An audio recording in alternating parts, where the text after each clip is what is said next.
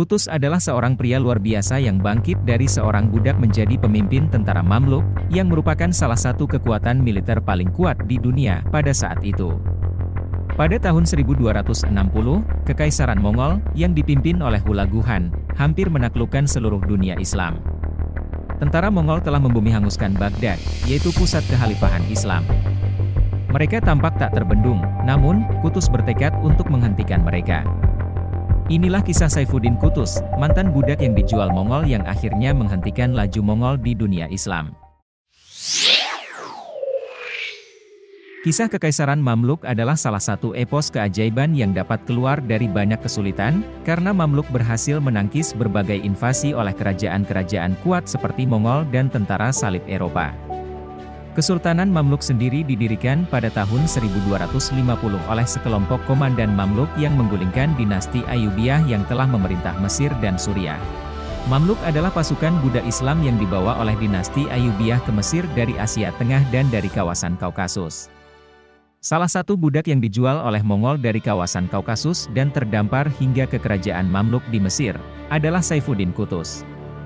Qutuz adalah seorang jenderal Mamluk yang menjadi terkenal pada masa-masa kritis dalam sejarah Kekaisaran Mamluk.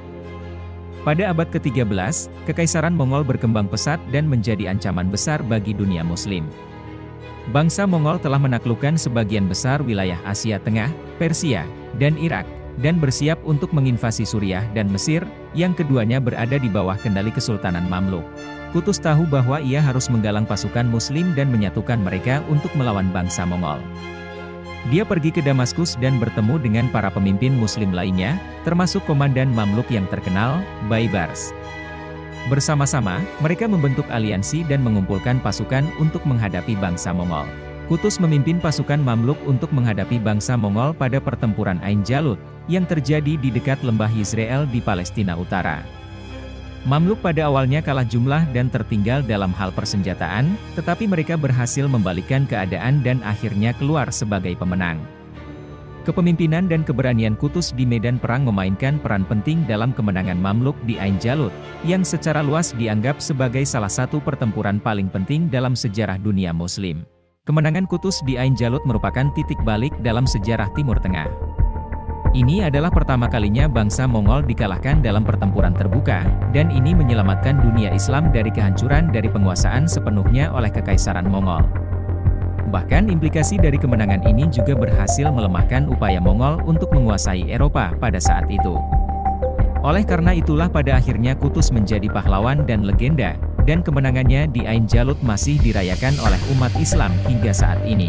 Setelah pertempuran Ain Jalut, Qutuz menjadi pahlawan di mata rakyat Mamluk dan dianggap sebagai penyelamat yang telah menyelamatkan dunia Muslim dari ancaman Mongol.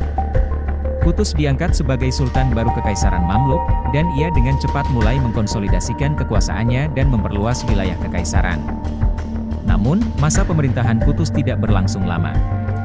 Pada tahun 1260, ia dibunuh oleh beberapa komandan Mamluk sendiri, yang tidak senang dengan kepemimpinannya.